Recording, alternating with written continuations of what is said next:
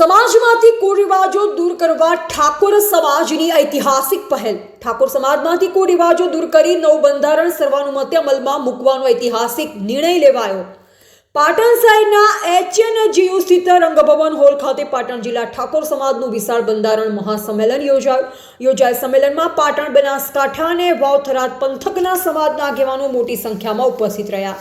એક સમાજ એક રિવાજના સંકલ્પ સાથે સમાજમાંથી કુરિવાજો દૂર કરી નવું બંધારણ સર્વાનુમતે અમલમાં મૂકવાનો ઐતિહાસિક નિર્ણય લેવાયો। લગ્ન, સગા અને મરણ જેવા પ્રસંગોમાં બિનજરૂરી ખર્ચ અને કુપ્રથા પર કડક પ્રતિબંધ જાહેર કરવામાં આવ્યો। સગાઈમાં 21 વ્યક્તિઓની મર્યાદા, લગ્ન માટે માત્ર 2 માસ, જાનમાં વાહન અને વ્યક્તિઓની સંખ્યા નક્કી કરાઈ। ડીજે, સનરોફ, ગાડી, ઓઢામણું અને દાગીનાની અતિશયતા પર સંપૂર્ણ મનાઈ ફરવામાં આવી। સમાજના આગેવાનોને બંધારણના પાલન માટે શપથ લેવડાવી બંધારણનું વાંચન કરવામાં આવ્યું। બંધારણના કડક અમલીકરણ માટે તાલુકા અને ગામ સ્તરે સંકલન સમિતિ રચવાની જાહેરાત થઈ।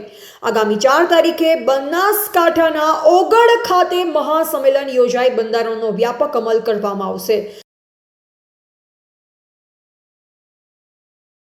વાવ, થરાદ અને પાટણ આ ત્રણેય જિલ્લાના 27 તાલુકાનું બંધારણ એ 4 તારીખે દિયોદર તાલુકાના ઓગળ મુકામે એક ભવ્ય સંમેલન સાથે આ અમલમાં મૂકવાનું છે અને એની પાછળના મુખ્ય કારણો કે સમય પરિવર્તિત થાય એમ સમાજના રીત રિવાજો પણ સુધારા લાવવો જરૂરી હોય છે।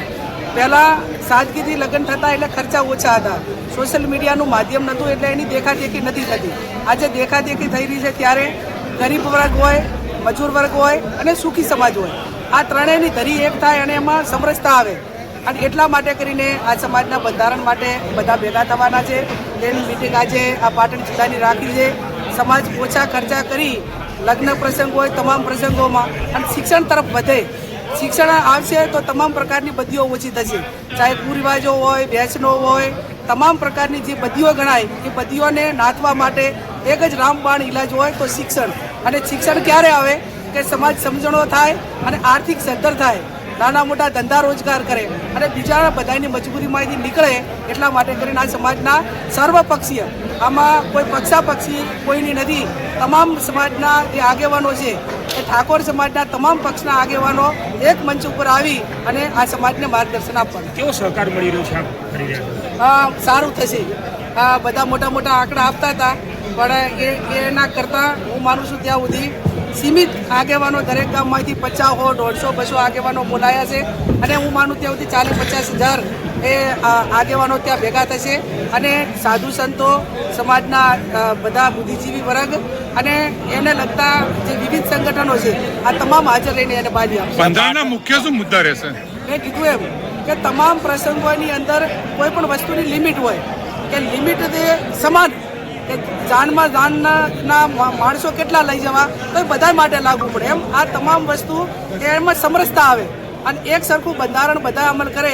એના માટે કરીને દિવસે અગાઉ કીધું એમ કે સગાઈનો ખર્ચો હોય, લગ્નનો હોય, જન્મદિવસની ઉજવણી હોય, આ તમામ સાદગીપૂર્ણ થાય અને આ બચત છે શિક્ષણમાં લગાવે, આ મુખ્ય ઉદ્દેશ। બંધારણનું જે ઉલ્લંઘન કરશે એની સામે કોઈ કાયદા? ત્યાં એવું નક્કી કરવામાં આવ્યું છે કે આ બંધારણનું કોઈ પણ એનો ભંગ કરે, એનું ઉલ્લંઘન કરે તો એ પ્રસંગ કરે એમાં કુટુંબીજનોએ કોઈએ ત્યાં હાજર રહેવાનું નહીં અને એ એકલો કરે તો ભલે કરે પણ બાકી બીજા એના પરિવાર હોય કે હગાવાલાએ એ પ્રસંગમાં સામેલ થવું નહીં। દિયોદર ખાતે 4/1/2026ના રોજ મોટા ઠાકોર સમાજ બંધારણ ઉજવી રહ્યો છે। પૂજ્ય સદારામ બાપા, દોલતરામ બાપાના અધ્યક્ષસ્થાને આ બંધારણ યોજવાનું નક્કી કર્યું છે। 2-3 જિલ્લાઓ ભેગા થઈને વિશાળ સંખ્યાની અંદર ઠાકોર ત્યાં 50,000 60,000થી વધારે લોકોમાં ભેગોતર થઈ અને આજે એના ભાગરૂપે પાટણ જિલ્લાની મિટિંગ કરવામાં આવી હતી। પાટણ જિલ્લાના તમામ સર્વપક્ષી ઠાકોરને નિમંત્રણ પણ આપ્યું હતું।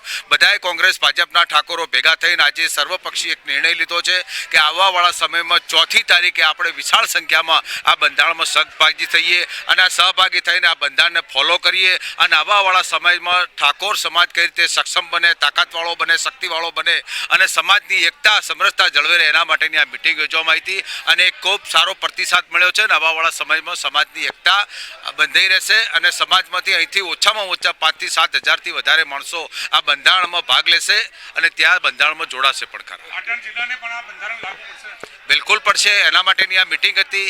બંધારણના નિયમોને અમે તો પાછલા 20 વર્ષથી આ બંધારણને લાગુ કર્યા છે.